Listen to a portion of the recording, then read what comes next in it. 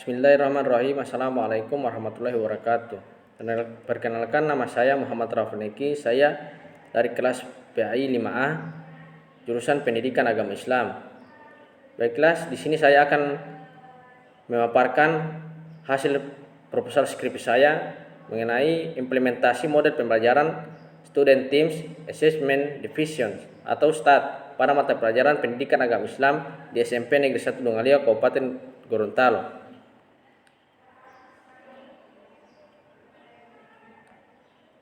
Harapan dengan adanya penggunaan model pembelajaran Student Teams Assessment Divisions atau STAD, siswa dapat aktif dalam kelas, terutama dalam setiap kelompoknya dapat menyelesaikan persoalan pada mata pelajaran Pendidikan Agama Islam. Faktanya, terbatasnya literatur pustaka khususnya Pendidikan Agama Islam, terjadi kesenjangan keaktifan antara peserta didik dalam proses pembelajaran, kurang bertanggung jawab dengan kelompok diskusinya, dan kurang bekerjasama dengan kelompok diskusinya. Materi pendidikan agama Islam memang banyak menuntut penghafalan dan pendalaman materi tentang berbagai ilmu agama seperti Al-Quran, hadis, fikih, akidah, akhlak, dan sejarah kebudayaan Islam, sehingga menuntut keaktifan peserta didik dalam belajar. Hal ini dapat meningkatkan kemampuan belajar peserta didik itu sendiri.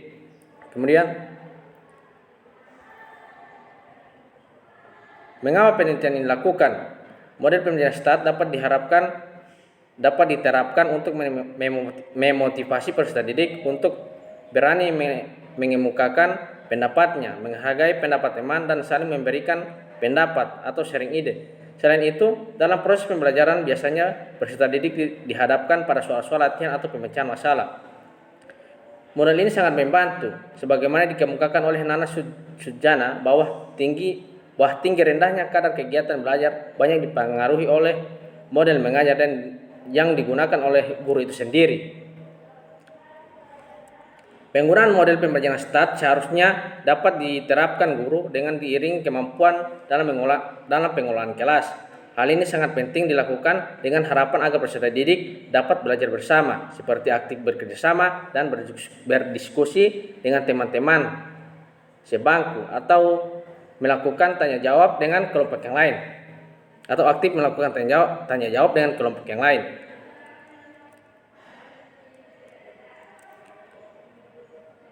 Oleh sebab itu, pembelajaran STAD sangat baik untuk dilaksanakan karena peserta didik dapat bekerjasama dan saling menolong mengatasi tugas yang dihadapinya. Penguasaan dan penerapan model pembelajaran sangat penting untuk mendorong peserta didik dalam aktif dan selalu dalam setiap kegiatan pembelajaran, termasuk pembelajaran pendidikan agama Islam. Kemudian,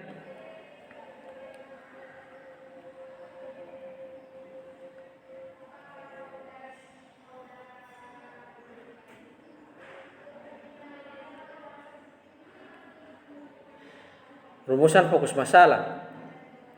Bagaimana gambaran model pembelajaran STAD pada mata pelajaran pendidikan agama Islam di SMP Negeri 1 Dungalia, Kabupaten Gorontalo? Yang kedua, apa saja yang menjadi faktor pendukung dan penghambat dalam mengimplementasikan model pembelajaran STAD pada mata pelajaran pendidikan agama Islam di SMP Negeri 1 Dungalia, Kabupaten Gorontalo? Ketiga, bagaimana upaya yang dilakukan guru pendidikan agama Islam untuk mengatasi hambatan penerapan model pembelajaran STAD pada mata pelajaran pendidikan agama Islam di SMP Negeri 1 Dungalia, Kabupaten Gorontalo?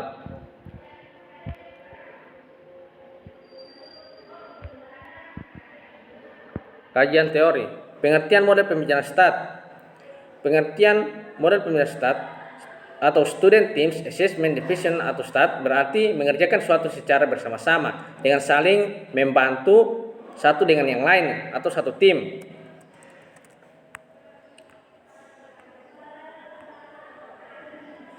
Nah, terus karakteristik model pembelajaran STAD. Karakteristik model pembelajaran STAD terbagi menjadi 4. Yang pertama, pembelajaran secara tim. Yang kedua, didasarkan pada manajemen STAD. Yang ketiga, kemauan untuk bekerja sama. Yang keempat, keterampilan bekerja. Yang pertama, pembelajaran secara tim. Pembelajaran secara tim yang artinya dilakukan secara tim. Ini merupakan tempat untuk mencapai tujuan. Oleh karena itu, tim itu harus membuat setiap peserta didik belajar maksudnya harus mampu membuat peserta didik itu belajar. Setiap anggota tim harus saling membantu untuk mencapai tujuan pembelajaran. Yang kedua, didasarkan pada manajemen STAT. Manajemen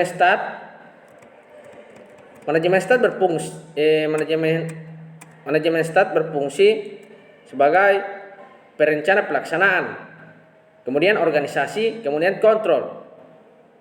Yang ketiga, kemampuan untuk bekerja sama. Pembelajaran STAT ditentukan oleh keberhasilan secara kelompok. Oleh karenanya, prinsip kebersamaan atau kerjasama perlu diterapkan dalam pembelajaran STAT. Yang keempat, keterampilan bekerja sama. Nah, ini peserta didik perlu didorong untuk mau dan sanggup berinteraksi dan berkomunikasi dengan anggota lain dalam rangka mencapai tujuan pembelajaran yang telah diterapkan. Proses pembelajaran STAT. Pada proses pembelajaran STAT terbagi menjadi 3. Pertama, tahap penyajian materi. Kedua, tahap kerja kelompok. Yang ketiga, tahap individu.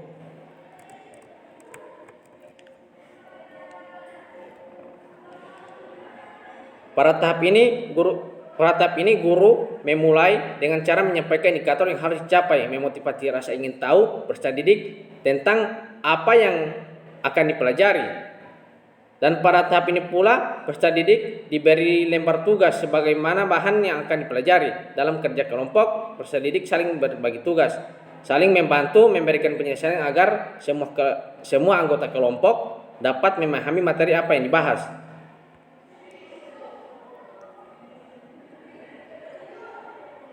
Nah, kemudian kajian penelitian relevan.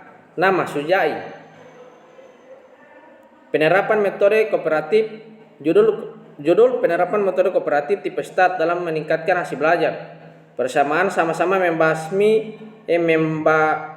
model pembelajaran kooperatif tipe STAT. Perbedaan menggunakan nilai efek size untuk mengetahui beberapa besar peningkatan nilai pada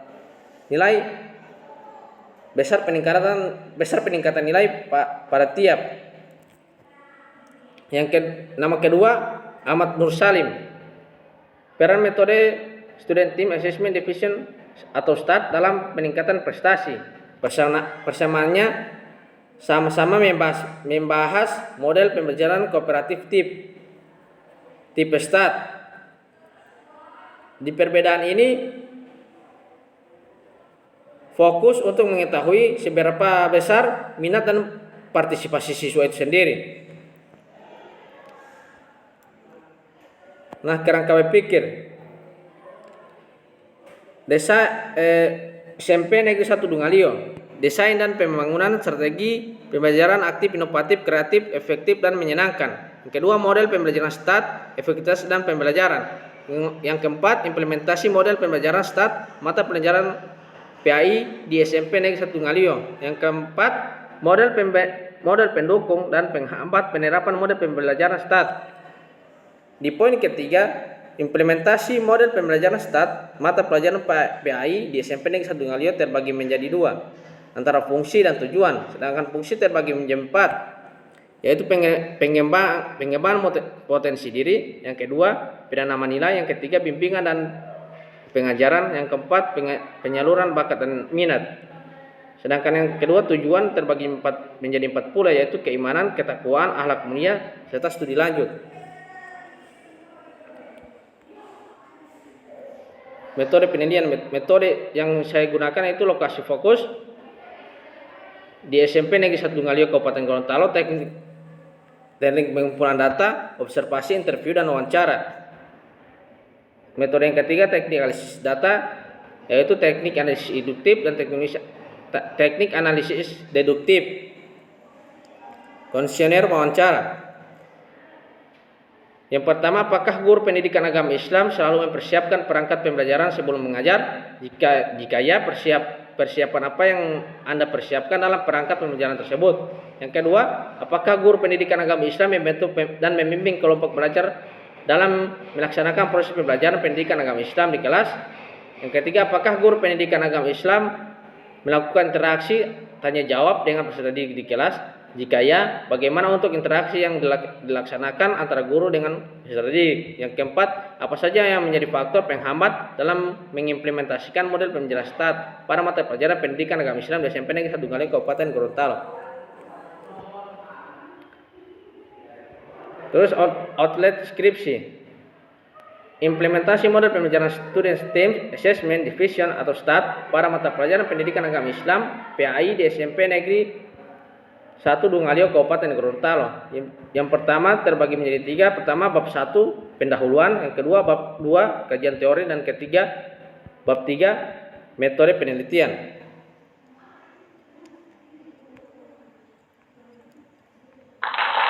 Sekian. Wassalamualaikum warahmatullahi wabarakatuh.